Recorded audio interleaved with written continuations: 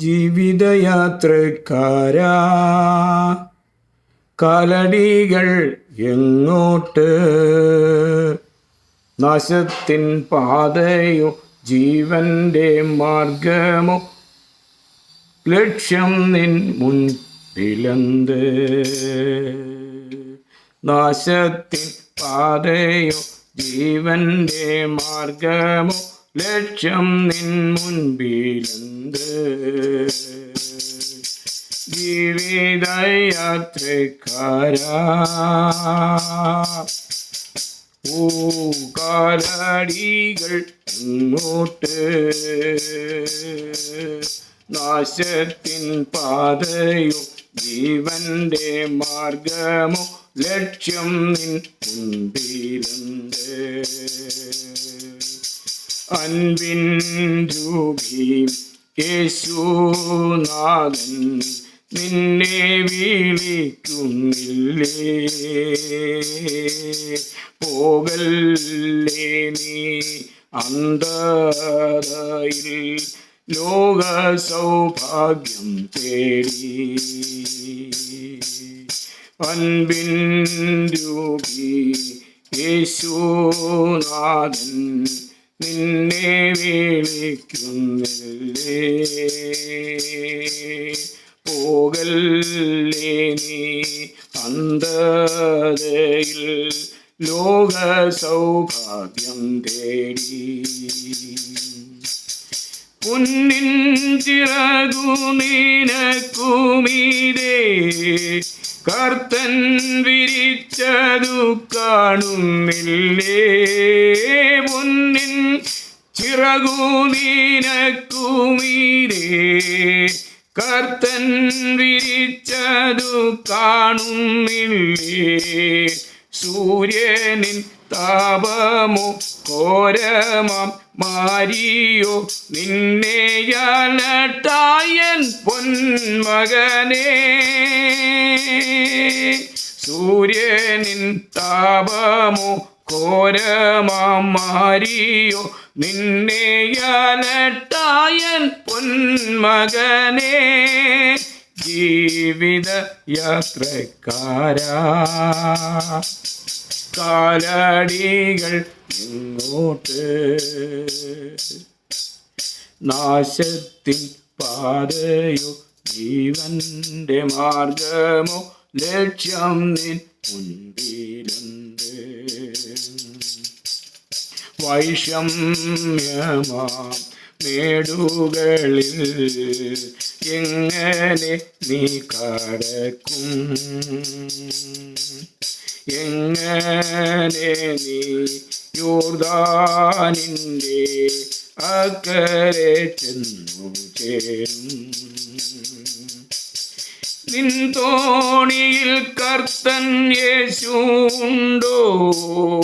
നിന്നാവിൽ പ്രാർത്ഥനാ ഗാനമുണ്ടോ? പുത്തൻ ഗാനാലാപം പാടി പുകഴ്ത്തുവാൻ കൃത്യയുടെ സ്വർഗീയ ശാന്തിയുണ്ടോ? പുത്തൻ ഗാനാലാപം പാടി പുകഴ്ത്തുവാൻ കൃത്യയുടെ സ്വർഗീയ ശാന്തിയുണ്ടോ? ജീവിതയാത്രക്കാരാ, നമുക്ക് പ്രാർത്ഥിച്ചുകൊണ്ട് നമ്മുടെ ചിന്ത പുരോഗമിക്കട്ടെ. പ്രിയരെ, എല്ലാവർക്കും എൻ്റെ നന്ദിയും വന്ദനങ്ങളും ഞാനിവിടെ പ്രകാശിപ്പിച്ചു കൊള്ളുന്നു. മരണസംബന്ധിയായി ചിന്തിച്ച് മുൻപോട്ട് പോവുകയായിരുന്നു നാം. കർത്താവേ, അതിനായി നിന്നെ സ്തുതിക്കുന്നു. ഞങ്ങളോടുകൂടെ ഇരുന്ന് ഞങ്ങളുടെ ചിന്തയെ വിപുലീകരിക്കണമേ. ഞങ്ങളുടെ ചിന്താമണ്ഡലങ്ങളെ, ഞങ്ങളുടെ വ്യാഖ്യാന വാക്യങ്ങളെ നീ ഞങ്ങൾക്ക് വെളിപ്പെടുത്തി തരണമേ. ഇത് നിമിത്തം ആരോഗ്യവും രോഗശാന്തിയും ഞങ്ങളുടെ ജീവിതത്തിൽ അനുഭവിപ്പാൻ, അരോഗ ദൃഢഗാത്രരായ യേശുവിനെ സ്നേഹിപ്പാൻ, സേവിപ്പാൻ ഞങ്ങൾക്കിടയാക്കും. യേശുവിൻ നാമത്തിൽ തന്നെ ആമേൻ. പ്രിയരെ, ജീവൻ്റെ വൃക്ഷം നഷ്ടപ്പെട്ടത് കൊണ്ടാണ് മരണം സംഭവ്യമായതെന്ന് ഞാൻ നിങ്ങളോട് പറഞ്ഞു. അപ്പോഴൊരു വാക്യം അതിനോടുള്ള ബന്ധത്തിൽ ഞാൻ നിങ്ങളെ ഓർപ്പിച്ചത് അപ്പോസ്തലനായ പൗലോസ് അപ്പോസ്തല പ്രവൃത്തിയിൽ പറഞ്ഞിരിക്കുന്ന ഒരു വാക്യമാണ്. ലോകമെല്ലാം കുടിയിരിപ്പാൻ ഒരുത്തനിൽ നിന്ന് മനുഷ്യജാതിയെ മുഴുവനും നമ്മുടെ ദൈവം ഉളവാക്കിയിട്ട് നമ്മുടെ ജീവചക്രത്തിന് അതിരുകളും കാലങ്ങളും നിശ്ചയിച്ചു. അതും നമ്മൾ കേട്ടു. ഈ രണ്ടും പരസ്പരം യോജിപ്പിച്ചിട്ടാണ് നമ്മുടെ ചിന്ത മുൻപോട്ട് കൊണ്ടുപോകുന്നത്. ഇവിടെ നമ്മളൊരു ദിവസം മരിക്കും, സംശയമില്ല എന്ന വിധത്തിൽ കാര്യങ്ങൾ വന്നുകൂടി. മരണം ദൈവത്തിൻ്റെ ഹൃദയത്തിലില്ലായിരുന്ന ഒരു കാര്യം കൂടി ആയിരുന്നുവെങ്കിലും പിശാച് നമ്മളെ അപകടപ്പെടുത്തി അടിച്ചിട്ട് കിടക്കുകയാണ്. മരണവ്യാഘ്രം നമ്മെ എപ്പോഴും ഹിംസിക്കുവാൻ വേണ്ടി തയ്യാറാവുമ്പോൾ ദൈവകൃപ നമ്മെ ഇതുവരെ സൂക്ഷിച്ചു നിർത്തി. ഏതെങ്കിലും ഒരു ദിവസം നമ്മൾ ഏതെങ്കിലും ഒരു കാരണവശാൽ മരിക്കും. പക്ഷേ ദൈവമാണ് മരണത്തെ നിയന്ത്രിക്കുന്നത്. മരണത്തെ നിയന്ത്രിച്ച് നമ്മളെ ദീർഘായുസ്സോടെ നിലനിർത്തിയിരുന്നത് ജീവൻ്റെ വൃക്ഷമാണ്. അതിൻ്റെ പേര് തന്നെ അതാണ്. അത് നമുക്ക് ലോസ്റ്റ്, പർദീസയും നഷ്ടമായി. പർദീസ നഷ്ടപ്പെട്ടതോടുകൂടി ജീവൻ്റെ വൃക്ഷവും ഏദൻ പർദീസയിൽ ഉണ്ടായിരുന്ന നിരവധി ഔഷധ ഗുണങ്ങളുള്ള വൃക്ഷങ്ങളും നഷ്ടപ്പെട്ടു എന്ന് നമുക്ക് വായിക്കാം. യെഹെസ്കേൽ പ്രവചനം 32-ാം അധ്യായത്തിൽ നമ്മൾ വായിക്കുന്നുണ്ട്. ഏദനിലെ സകല വൃക്ഷങ്ങളും പാതാളത്തിൽ പോയി അമർന്നു അവിടെ ആശ്വസിക്കുകയാണ്. ആ കൂട്ടത്തിൽ ജീവൻ്റെ വൃക്ഷവും ഉണ്ട്. അത് അന്വേഷിച്ച് പല ആളുകളും പോയ ചരിത്ര സംഭവങ്ങൾ ഞാൻ കേട്ടിട്ടുണ്ട്. എങ്കിലും ആധുനിക ശാസ്ത്രീയ സാങ്കേതിക യന്ത്രങ്ങൾ ഉപയോഗിച്ച് മനുഷ്യർക്ക് അത് കണ്ടുപിടിക്കാമെങ്കിൽ കണ്ടുപിടിച്ചോട്ടെ. സൈബീരിയയിൽ റഷ്യയുടെ മുൻ നേതൃത്വത്തിൽ വളരെയധികം കിലോമീറ്റർ താഴത്തോട്ട് കുഴിച്ചു പോയി ഭയങ്കരമായ ശബ്ദങ്ങളും അസഹ്യമായ ചൂടും അനുഭവപ്പെട്ടു. അത് നിർത്തിയ ആ പദ്ധതി. അങ്ങനെ പല രാജ്യങ്ങളും ഇപ്പോൾ കുഴിച്ചു കൊണ്ടിരിക്കുകയാണ്. ജീവൻ്റെ വൃക്ഷം കുഴിച്ച് കണ്ടുപിടിക്കുവാൻ സാധിച്ചിരുന്നെങ്കിൽ നമ്മൾ രക്ഷപ്പെട്ടേനെ. ആ സിദ്ധൌഷധി വീണ്ടും നമുക്ക് കരയ്ക്ക് കൊണ്ടുവരാമായിരുന്നു. എന്നാൽ ഏദൻ പൂങ്കാവനത്തിൽ വെച്ച് സ്വർഗത്തിലെ ദൈവം ഇങ്ങനെ പറയുന്നു: ഇവരിനിയും പോയി കൈനീട്ടി ജീവൻ്റെ വൃക്ഷത്തിൽ നിന്ന് പറിച്ചു ഭക്ഷിച്ചാൽ അവർ ചിരഞ്ജീവികളായിരിക്കും, അവരെ കൊല്ലുവാൻ പിന്നെ ആർക്കും കഴിയുകയില്ല എന്ന് മനസ്സിലാക്കിയ ദൈവം ആദ്യം ചെയ്തത് ജീവൻ്റെ വൃക്ഷത്തിലേക്കുള്ള വഴി കാപ്പാൻ ചുറ്റിത്തിരിയുന്ന വാളിൻ്റെ ജ്വാലയുമായി ദൂതന്മാരെ കാവൽ നിർത്തുകയായിരുന്നു. പിശാചിവരുടെ പിൻപിലുണ്ട് എന്ന് നാം മറക്കരുത്. അവനിവരെ പ്രോത്സാഹിപ്പിച്ച് എങ്ങനെ ഇവരെ അത് നഷ്ടപ്പെടുത്തിയോ, എങ്ങനെ ആൻറ്റിവനും ഇവരുടെ ശരീരത്തിൽ കയറ്റി അവരെ മൃതിക്ക് അടിമകളാക്കിയോ, അതേവിധ തന്ത്രങ്ങൾ ഉപയോഗിച്ച് തന്നെ ഈ ജീവൻ്റെ വൃക്ഷവും തിരിച്ചു പിടിക്കുവാനുള്ളൊരു പദ്ധതി അവൻ ആസൂത്രണം ചെയ്ത് കാണും. ദൈവം മനസ്സിലാക്കി. ദൈവം പറയുന്നു, നന്മ തിന്മകളുടെ കാര്യത്തിൽ ഇവരിപ്പോൾ നമ്മളിൽ ഒരുവനെ പോലെയായി. നോക്കുക, ദൈവത്തെ പോലെയായി വരികയാണ്. എന്തൊരു ബുദ്ധിപരമായ ദൈവാത്മാവിൻ്റെ ഉല്ലേഖനങ്ങൾ നമ്മൾ വായിക്കണം. എന്നാൽ ഇത് മനസ്സിലാക്കിയ ദൈവം ആദ്യം ചെയ്തത് ജീവൻ്റെ വൃക്ഷത്തിങ്കലേക്കുള്ള വഴി കാക്കുവാൻ ചുറ്റിത്തിരിയുന്ന വാളിൻ്റെ ഗൂർണായമാന ജ്വല ചന്ദ്രകാസം ഏഴ് തോട്ടത്തിൻ്റെ വാതുക്കൽ ഇങ്ങനെ സെർച്ച് ലൈറ്റ് പോലെ, ആലപ്പുഴ വന്നാൽ നിങ്ങൾക്ക് ലൈറ്റ് ഹൗസ് കാണാം. അതിൻ്റെ ജ്വാലകൾ ഇങ്ങനെ നാളം പോലെ ലോകം മുഴുവനും, ആലപ്പുഴ പട്ടണം മുഴുവനും ചുറ്റിയടിക്കുന്നത് പോലെ അതിൻ്റെ മൂർച്ചയുള്ള ജ്വാലയുമായി ഏദൻ പൂങ്കാവനത്തിൽ ഇപ്പോൾ ദൂതന്മാർ കാവൽ നിൽക്കുകയാണ്. അങ്ങോട്ട് മനുഷ്യൻ അടുക്കുവാൻ പാടില്ലാത്ത വിധത്തിൽ ശക്തിയുള്ള പ്രതിരോധ മാർഗങ്ങൾ, തടസ്സങ്ങൾ ദൈവം അവർ സൃഷ്ടിച്ചു. അങ്ങനെ അവർക്കത് അവിടെ നിന്ന് എൻ്റെ കായോ കമ്പോ വേരോ ഏതെങ്കിലും ഇലയോ ശിഖരങ്ങളോ എന്തെങ്കിലും അവർക്ക് കയ്യിൽ കിട്ടിയിരുന്നെങ്കിൽ അതവരെ പുറത്തു കൊണ്ടുവന്നൊരു കൃഷി ചെയ്ത് വലിയൊരു പ്ലാന്റേഷൻ തന്നെ രൂപീകരിച്ചിട്ട് ആ അത്ഭുത വൃക്ഷത്തിൻ്റെ സത്ത കൊണ്ട് കായോ കനിയോ എന്തെങ്കിലും കൊണ്ടവര് ആസവങ്ങളും അരിഷ്ടങ്ങളും കുഴമ്പും ലേഹ്യവും ഒക്കെ ഉണ്ടാക്കി കട തുടങ്ങും. ശരിയല്ലേ? അതുകൊണ്ട് അവർ പണവും സമ്പാദിക്കും. മനുഷ്യന് ജീവനും നിത്യജീവനും പ്രദാനം ചെയ്യുവാൻ അവർക്ക് കഴിയുമായിരുന്നു. എന്നാൽ വീണ്ടും ഒരു പ്രാവശ്യം കൂടി അത് ഭക്ഷിക്കുവാനിടയാകാതെ വണ്ണം ദൈവം അതിനെ പാതാളത്തിലേക്ക് മാറ്റി. അധോലോക പാതാളത്തിൽ എവിടെയോ അത് സൂക്ഷിക്കപ്പെട്ടിരിക്കുന്നുവെന്ന് യെഹെസ്കേൽ പ്രവാചകൻ നമ്മോട് പറയുന്നു. പ്രിയപ്പെട്ടവരെ, ദൈവം എന്ത് ബുദ്ധിമാനാണെന്ന് നോക്കുവിൻ. അങ്ങനെ മനുഷ്യൻ ജീവിക്കുവാൻ, പാപിയായ മനുഷ്യൻ നിത്യമായി ജീവിക്കുന്നതിനേക്കാളും അപകടകരമായ ഒരു നരകം ലോകത്തിൽ വേറെ ഉണ്ടാകുകയില്ല. നോക്കുക ദൈവത്തിൻ്റെ പദ്ധതി. എന്നാൽ ദൈവം മനുഷ്യനെ സ്നേഹിച്ചതുകൊണ്ട് അവനൊരു പുത്തൻ മാർഗം സമ്പാദിച്ചു കൊടുക്കുവാനായി സ്വന്തം പുത്രനെ ഭൂമിയിലേക്ക് അയക്കേണ്ടി വന്നു. പ്രിയരെ, ആ ദൈവത്തിൻ്റെ സ്നേഹമാണ് ബൈബിളിൻ്റെ ചരിത്രം.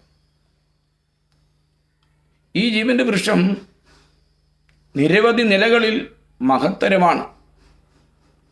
ഭക്ഷണം പലതുണ്ട്. മന്നയെക്കുറിച്ച് നിങ്ങളോട് ഞാൻ പറഞ്ഞു. മന്ന സ്വർഗത്തിലെ ദൂതന്മാർ ഭക്ഷിക്കുന്നതാണെന്ന് നിങ്ങൾ കേട്ടു. അതുതന്നെ തേൻകുട്ടിയ ദോശ പോലെ രുചികരവും കൊത്തപ്പാലിൻ അരി പോലെയുള്ളതും ഗുൽഗുലുവിൻ്റെ നിറവും ഒക്കെ ഉള്ളതാണ്.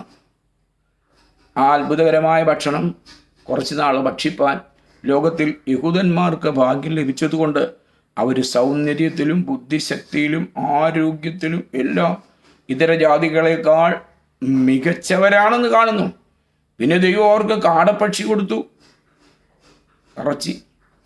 ലിവ്യാതാൻ എന്നുള്ള ഒരു സമുദ്രജന്തുവിൻ്റെ തലകളെ കാറ്റടിച്ച് പൊടിച്ച് തകർത്ത് കഷണങ്ങളാക്കി ചിറവ് വെച്ച് പറപ്പിച്ചിട്ട് അവരെ ഇസ്രായേൽ ജനത്തിന് കൊടുത്തിട്ടുണ്ട്. അതും വിശേഷപ്പെട്ട ഒരു ആഹാരമായിരുന്നു. 1000 കോഴിക്ക് അരക്കാട എന്ന് പറയുന്നത് പോലെ തരത്തിലുള്ള ഒരു ഭക്ഷണ സാധനം ദൈവം കൊടുക്കുന്നതല്ലേ. ദൈവം മോശമായത് ഒന്നും കൊടുക്കുമോ? കർത്താവിന് സ്തോത്രം. കൊച്ചുകുഞ്ഞ് ഉദ്ദേശിച്ച് പാടിയ പോലെ ദോഷമായിട്ടൊന്നും എൻ്റെ താതൻ ചെയ്യുകയില്ല, ദോഷമായിട്ടൊന്നും എൻ്റെ താതൻ ചെയ്യുകയില്ല, അവനെന്നെ അടിച്ചാലും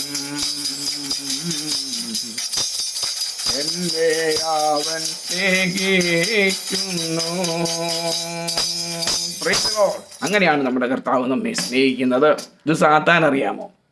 സാത്താൻ അറുക്കണം, മുടിക്കണം, ഇവനെ താട്ടണം, ഇല്ലായ്മ ചെയ്യണം എന്നുള്ളൊരു ആഗ്രഹം മാത്രമേ ഉള്ളൂ. എന്നാൽ അതൊന്നും കർത്താവിൻ്റെ അടുക്ക വരെ പേശുകയില്ല. പ്രിയരെ, നിങ്ങളുടെ ജീവിതത്തിലും ഇതുപോലെ കഷ്ടങ്ങളും നഷ്ടങ്ങളും വേദനകളൊക്കെ വരുമ്പോൾ നമ്മൾ അമാന്തിച്ചും ചഞ്ചലപ്പെട്ടും പോകരുത്. ഇസ്രായേൽ ജനത്തെ കണ്ടു പഠിക്കുക, ആദമനെ ഔവയും കണ്ടു പഠിക്കൂ. ദൈവം അവരെ അനുഗ്രഹിക്കുന്നതിന് വേണ്ടി ദൈവം ചെയ്യുന്ന പദ്ധതികൾ ബൈബിളിൽ ഉടനീളം കാണാം. അത് പഠിച്ച് മനസ്സിലാക്കുമ്പോഴാണ് നമ്മുടെ നിത്യരാജ്യത്തെക്കുറിച്ചുള്ള ഓർമ്മ നമുക്ക് വരുന്നത്. നമ്മൾ ഇത്രത്തോളം സമയം ദിവസത്തിൽ ഇരുന്നല്ലോ പ്രിയരെ. ഈ ജീവൻ്റെ വൃക്ഷം, അതിൻ്റെ എതിരാണ് നന്മതിന്മകളെക്കുറിച്ചുള്ള അറിവിൻ്റെ വൃക്ഷം. ഈ 2 വൃക്ഷവും മനുഷ്യനെ സംബന്ധിച്ച് അത്യാവശ്യം വേണ്ടതായിരുന്നു. ഈ 2 വൃക്ഷം മാത്രമല്ല, തോട്ടത്തിൽ അല്ലെങ്കിൽ ഈ ഭൂമിയിൽ ഇന്ന് നാം കാണുന്ന എല്ലാ വക വൃക്ഷങ്ങളും സസ്യലതാദികളും നമുക്ക് ആവശ്യമാണ്. അതിൽ ഏറ്റവും മകുടസ്ഥാനത്ത് നിന്നിരുന്നത് ജീവൻ്റെ വൃക്ഷമാണ്.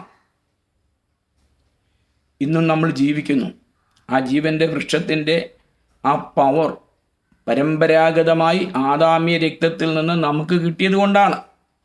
അതുപോലെ തന്നെയാണ് മറ്റതും. നന്മ തിന്മകളെക്കുറിച്ചുള്ള അറിവിൻ്റെ വൃക്ഷഫലവും നമുക്ക് ലഭിച്ചത് പരമ്പരാഗതമായി നമ്മുടെ രക്തത്തിൽ കിടക്കുന്നതുകൊണ്ടല്ലേ. 2ഉം കൂടെ വർക്ക് ചെയ്യുകയാണ് നമ്മുടെ വീട്ടിൽ. ശൗലിൻ്റെ ഗ്രഹവും ദാവീദിൻ്റെ ഗ്രഹവും തമ്മിൽ ജീവിതകാലം മുഴുവൻ യുദ്ധമുണ്ടായിരുന്നു. എന്നാൽ ശൗലിൻ്റെ ഗൃഹം അതപ്പതിച്ച് ക്ഷയിച്ചും ദാവീദിൻ്റെ ഗൃഹമോ മേൽക്കുമേൽ ബലം പ്രാപിച്ചും വന്നിരുന്നുവെന്ന് നമ്മൾ വായിക്കുന്നത് പോലെയാണ്. ദൈവത്തിൻ്റെ ആത്മാവും പിശാചിൻ്റെ ആത്മാവും തമ്മിൽ അടിപിടി നടത്തുകയാണ് നമ്മുടെ ഈ ശരീരമാകുന്ന ഈ മന്ദിരത്തിൽ കിടന്ന്. അപ്പോൾ ജീവൻ്റെ വൃക്ഷത്തിൻ്റെ സ്വാധീനം കുറച്ച് നമുക്കുണ്ട്. അപ്പോൾ തന്നെ നന്മതിന്മകളുടെ അറിവിൻ വൃക്ഷത്തിൻ്റെ സ്വാധീനവും നമ്മളെ ഭരിക്കുന്നു എന്ന് യുക്തിസഹമായി നിങ്ങൾ ചിന്തിച്ചു കൊള്ളണം. അതാണ് പ്രാകൃത മനുഷ്യൻ ദൈവാത്മാവിൻ്റെ ഉപദേശം ഗ്രഹിക്കുകയില്ല എന്ന് പറയുന്നത്. നമ്മളെല്ലാം നാച്ചുറൽ മാനാണ്. നാച്ചുറൽ എന്ന് പറഞ്ഞാൽ അത് പാപം ചെയ്തവനെന്ന അർത്ഥത്തിലല്ല ബൈബിളിൽ ഉപയോഗിക്കുന്നത്. ചില ആളുകൾ പറയും ഇവനൊരു പ്രാകൃതനാണ് പാസ്റ്ററെ, അതുകൊണ്ട് ഇവനെ സഭയിൽ നിന്ന് മാറ്റണം. എന്ത്? ഈ പറയുന്ന ആളും നാച്ചുറൽ പ്രാകൃതനാണ്. ദൈവത്തിൻ്റെ ആത്മാവിനാൽ നടത്തപ്പെട്ടാൽ നീ ദൈവമകനാണ്, അല്ലെങ്കിൽ അതിൻ്റെ എതിർ ചിന്തിച്ചുകൊണ്ടാൽ മതി. അപ്പോൾ ഇതിൻ്റെ ശക്തി ഇന്നും മനുഷ്യനെ ഭരിച്ചുകൊണ്ടിരിക്കുകയാണ്. നന്മതിന്മകളെക്കുറിച്ചുള്ള അറിവിൻ്റെ വൃക്ഷഫലം അതൊരു പൂളോ വല്ലതും അവരുടെ കയ്യിൽ കിട്ടിക്കാണ്. അല്ലേ, ആദം അവ രണ്ടുപേരും കൂടെ പങ്കിട്ടെടുത്തല്ലോ, കുറച്ച് തിന്ന് കാണും. അതിൻ്റെ പവറാണ്. അത് അത്രയും അവർക്ക് ലഭിച്ചു. നന്മതിന്മകളെക്കുറിച്ചുള്ള അറിവിൻ്റെ വൃക്ഷഫലം അതുവരെ ഒരു പൂളോ വല്ലതും അല്ല. നന്മതിന്മകളെക്കുറിച്ചുള്ള അറിവിൻ്റെ വൃക്ഷത്തിൻ്റെ ഫലമുണ്ടല്ലോ, അവർ അവസാന കാലം വരെ തിന്നു. തോട്ടത്തിൽ നിന്ന് നിഷ്കാസനം ചെയ്യപ്പെടുന്നത് വരെ അവരത് ഭക്ഷിച്ചു, അല്ലെങ്കിൽ അവർക്ക് ജീവിക്കാൻ ഒക്കുകയില്ല. അവിടെ നിൽക്കുന്ന സർവ്വസസ്യ ലതാദികളും ഔഷധമൂല്യമുള്ള എല്ലാവരും ഭക്ഷിച്ചു കാണും. അവരോട് പറഞ്ഞൊരു കാര്യമുണ്ടല്ലോ, നിങ്ങൾ ശ്രദ്ധിക്കണം. നന്മതിന്മകളെക്കുറിച്ചുള്ള അറിവിൻ്റെ വൃക്ഷത്തിൽ നിന്ന് മാത്രം നിങ്ങൾ ഭക്ഷിക്കരുത്, അത് തിന്നാൽ നിങ്ങൾ തിന്നുന്ന നാളിൽ മരിക്കും. എന്നാൽ ജീവൻ്റെ വൃക്ഷത്തെക്കുറിച്ച് അങ്ങനൊരു കൽപ്പനയില്ലേയില്ല. കുറഞ്ഞ പക്ഷം മാസത്തിൽ ഒരു പ്രാവശ്യമെങ്കിലും അവരിത് ഭക്ഷിക്കണമെന്ന് നാം മനസ്സിലാക്കി. ഓരോ മാസത്തിലും അവരുടെ ജീവിത സന്ധാരണത്തിന് ആവശ്യമായിരിക്കുന്ന ഔഷധമൂല്യം ഉൽപ്പാദിപ്പിക്കുന്ന, അല്ലെങ്കിൽ 12 മാസങ്ങളിലും 12 വിധ ഫലം കായ്ക്കുന്ന അത്യത്ഭുതമായ ഈ ഔഷധി അവർ ഭക്ഷിച്ചിരുന്നു.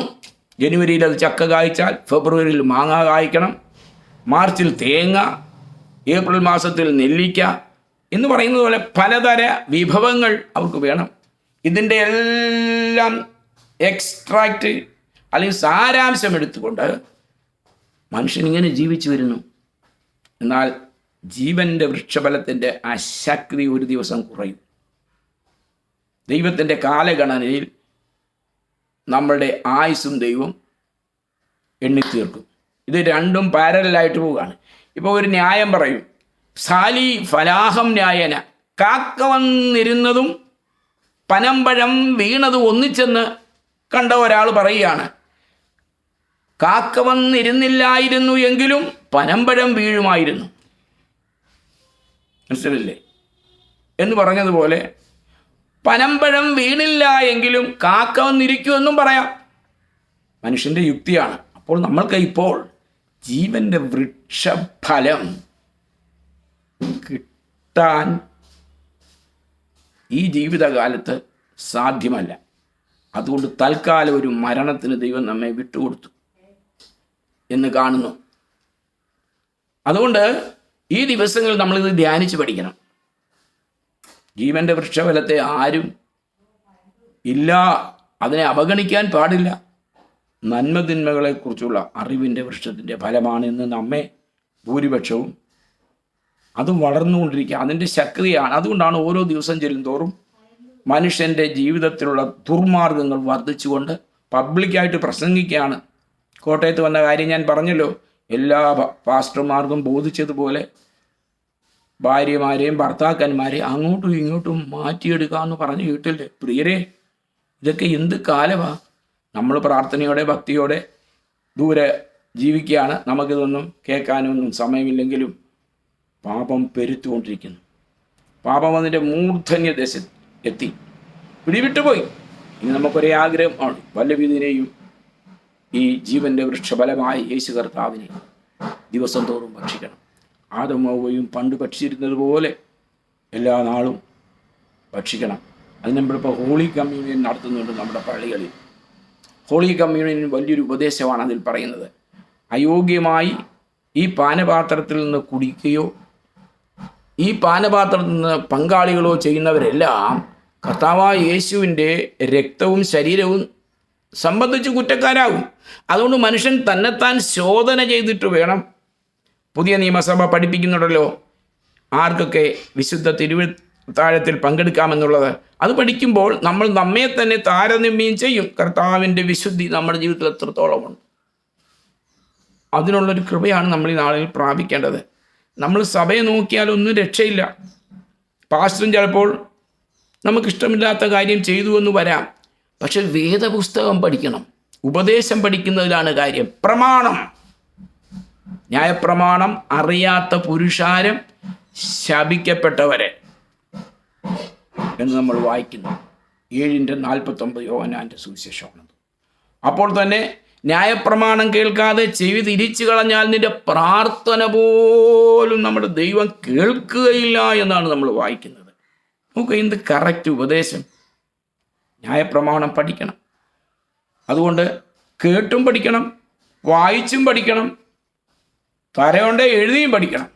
നമുക്കതിനൊന്നും സമയമില്ല. കാരണം പിശാച് നമ്മളെ വഞ്ചിച്ച് കളഞ്ഞു. അതുകൊണ്ട് പ്രിയപ്പരെ, ഇത് ഇച്ചിരി നീണ്ടുപോയോ? ഇല്ലല്ലോ. ഇത്രയും ഞാൻ കഥ പോലെ പറഞ്ഞ കാര്യം മനസ്സിലായല്ലോ.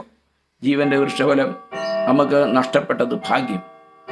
അല്ല എങ്കിൽ യേശുവിനെ കാണുവാൻ നമുക്ക് ഒരു വഴി ലഭിച്ചത് തന്നെ അതിൻ്റെ ഗാംഭീര്യത്തെ വർദ്ധിപ്പിക്കുന്നു. യേശു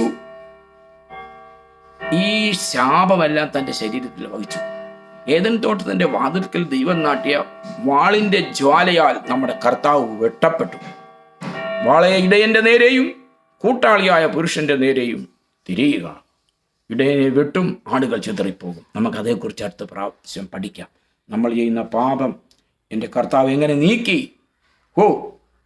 ഒരു കാശിനു മുതലില്ലാതെ തലചായ്പാനും സ്ഥലമില്ലാതെ വഴിയാതായ ജീവിയായി നീ ഭൂലോകത്തെ സന്ദർശിച്ചു. വഴിയാതാര ജീവിയായി നീ ഭൂലോകത്തെ സന്ദർശിച്ചു. നമ്മളെ സന്ദർശിക്കാൻ വന്ന യേശു നമ്മുടെ സകല പാപവും ശരീരത്തിൻ്റെ ഭാരവും എല്ലാ ദോഷങ്ങളും ഏറ്റെടുത്ത് നമുക്ക് വേണ്ടി മരിച്ചു. അവൻ നമുക്കായി ജീവിക്കുന്നു, ഇന്നും ജീവിക്കുന്ന നല്ല കർത്താവിനെ ഇത്രത്തോളം പഠിപ്പാനിടയായി ജീവൻ്റെ സിദ്ധൌഷധമായി യേശുവിനെ നമുക്ക് മരണം വരെയും സേവിക്കാം. പ്രാർത്ഥിക്കാം. ഞങ്ങളുടെ പ്രിയ കർത്താവെ, നന്ദിയുള്ള ഹൃദയത്തോടെ അങ്ങേ സ്തുതിച്ചു സ്തോത്രം ചെയ്യുന്നു. ഇത്രത്തോളം സമയം കർത്താവിൻ്റെ വചനത്തിൻ്റെ മുൻപാകെ ഇരിപ്പാൻ ഞങ്ങളെ സഹായിച്ചതിനായി സ്തോത്രം സ്തോത്രം സ്തോത്രം. ഇനിയും ഞങ്ങൾക്ക് ആഴമായ ചിന്ത തരണേ ദൈവമേ. കർത്താവിൻ്റെ സ്ഥലം എത്തിച്ചേരണം. അതിനുവേണ്ടി ഞങ്ങളെ ഒരുക്കണം. വിദേശികളായിരിക്കുന്ന എൻ്റെ സകല സഹോദരി സഹോദരന്മാരെ ഓർക്കുന്നു. അവരെ ഐശ്വര്യമായി അനുഗ്രഹിക്കണം. അവരുടെ കുടുംബങ്ങളെ ഓർക്കുന്നു. ഞങ്ങളെ കേൾക്കുന്ന എല്ലാ കേൾവിക്കാരെയും ഐശ്വര്യമായി അനുഗ്രഹിച്ച് ദൈവവചനത്തിനെ കുറിച്ചുള്ള ദാഹവും വിശപ്പും അവർക്ക് നൽകണം. പ്രാർത്ഥന കേട്ടതിനായി സ്തോത്രം, യേശുവിൻ നാമത്തിൽ തന്നെ ആമേൻ. ദൈവം നിങ്ങളെ എല്ലാവരെയും അനുഗ്രഹിക്കുമാറാകട്ടെ. ഹല്ലേലൂയ.